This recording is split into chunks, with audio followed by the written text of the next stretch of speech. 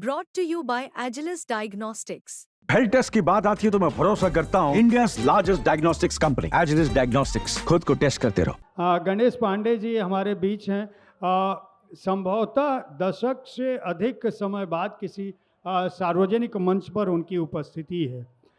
मैं उन्हीं से शुरुआत करूंगा कि ये जो हिंदी साहित्य और हिंदी साहित्य में जो गुटबाजी है जिस पर हमारा ये विषय है, उसने साहित्य का कितना भला किया या उसका कोई नुकसान किया है? मित्रों, सबसे पहले तो मैं जयप्रकाश जी के प्रश्न पर कुछ कहना चाहूँगा। उन्होंने इस संस्करण में, यह जो संस्करण हो रहा है साहित्य आज तक का, इसमें एक बड़ी बात की है। वह बड़ी बात ये है, पहले तो आपको मैं ये बता दूं, आप देखते हैं कि राजनीति में सत्ता पक्ष होता है और एक प्रतिपक्ष होता है, अर्थात लोकतंत्र का परिदृश्य तो इन्हीं दोनों पक्षों से ही बनता है। उसी तरह साहित्य में भी अगर लोकतंत्र है और होना चाहिए, लोकतंत्र के बगैर हम साहित्य की कल्पना नहीं कर सकते हैं, तो साहित्य के परिदृश्य पर भी सत्ता पक्ष और उसके प्रतिपक्ष को आमने सामने संवाद करना चाहिए, बहस करनी चाहिए। लेकिन दुर्भाग्यवश जो लोग आज, जैसा कि जयप्रकाश जी ने बताया, कि इस तरह के आयोजन का विरोध करते हैं कि किसका है किसका नहीं है, उन लोगों के मंचों पर क्या लोकतंत्र है? वहाँ तो सीधे सीधे वे फासिस्ट लोग हैं, तानाशाही है कि नहीं, जो प्रतिपक्ष का है उसे हम आने नहीं देंगे, उसे हम अपनी बात कहने नहीं देंगे, जबकि ऐसा नहीं होना चाहिए। और साहित्य को इस तरह की प्रवृत्तियों ने या इस तरह की सीमाओं ने, इस तरह की क्षुद्रताओं ने बहुत नुकसान पहुंचाया है।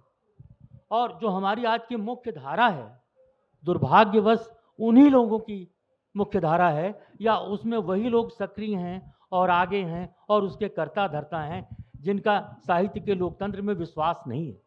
तो सबसे पहले तो मैं जयप्रकाश जी आपको धन्यवाद देता हूं कि आपने पहली बार लोकतंत्र की खिड़की साहित्य में खोली है, और मैं कहीं भी ये कहने के लिए तैयार हूं।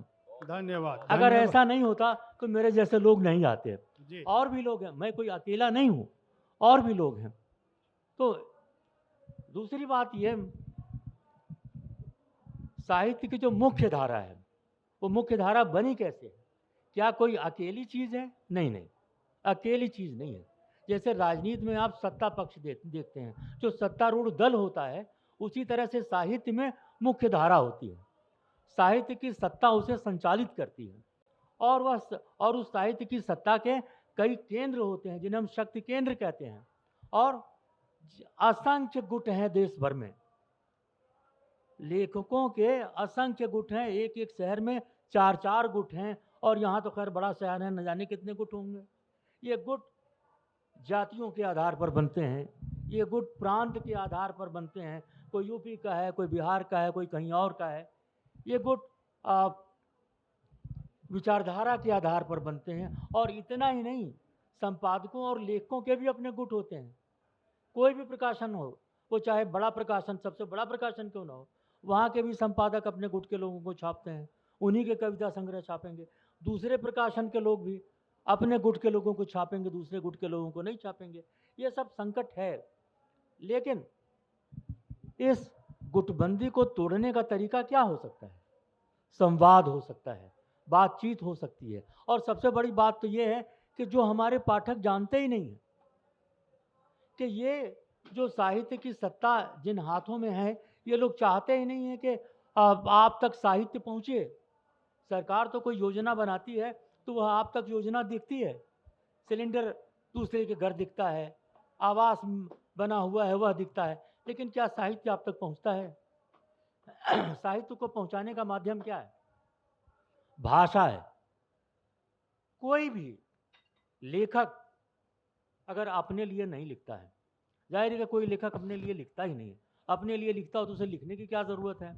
हम दिमाग में सोच लें कविता और हम प्रसन्न हो लें, खुश हो लें, लेकिन हम जैसे ही कागज़ पर लिखेंगे तो यह हम दूसरे के लिए लिखते हैं, तो वहाँ तक बात जानी चाहिए, इसलिए हमारी भाषा अच्छी होनी चाहिए। जी, धन्यवाद।